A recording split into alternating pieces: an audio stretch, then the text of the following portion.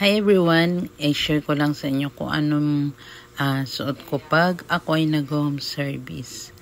Bali yan, dahil galing ako sa work niyan, kailangan ko magpalit ng t-shirt. Tapos, kailangan ko rin gumamit ng face mask. Tapos, additional na yung hairnet para yung buhok ko hindi bumabagsak dun sa client. So, dito pala sa client ko na to is bali 4 years na akong dito sa kanila. Nag-start ako nung pandemic 2020. Bali nasasabi ko na malaki ang utang na loob ko sa kanila dahil 2020 pandemic yun, wala masyadong magpapamasad sa akin. Sila lang yung malakas ang loob. Tapos 3 beses pa sa isang linggo sila nagpapamassage. Parang tulong na lang din daw sa akin yun. So, ito yung mga senior na tong client ko. Itong si Sir, 87 years old.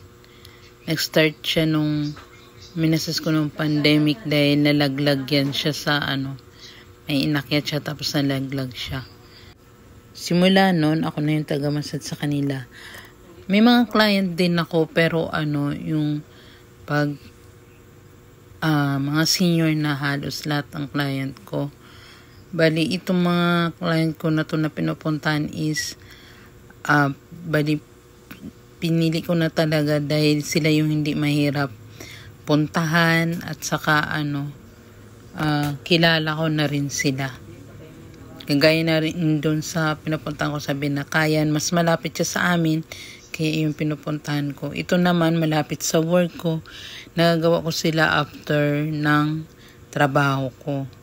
Bali, sideline ko na rin bago ako umuwi.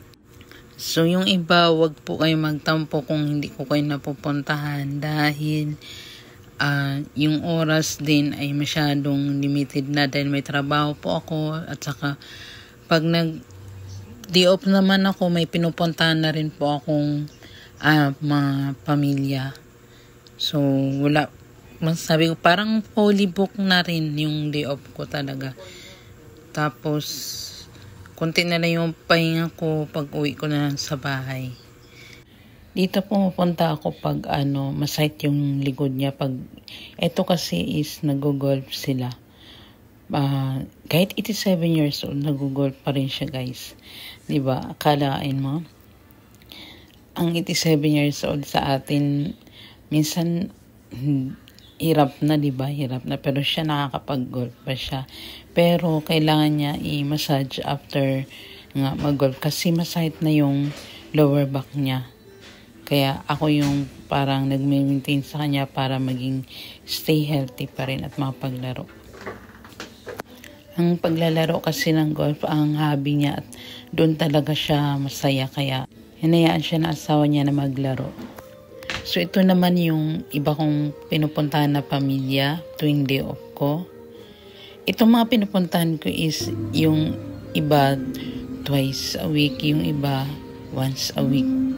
Kaya sila yung pinupuntahan ko dahil safe ako sa kanila at saka okay din sila ng mga client. Gaya nito, sa sala na ako niyan nagmamassage. Kaya, tapos may mga CCTV pa, kaya alam ko safe ako sa nila. At kilala ko rin sila na mababait. So, yan lang guys yung share ko sa aking mga sideline at saka home service tuwing day off. Thank you guys for watching. Bye! Ingat tayong lahat.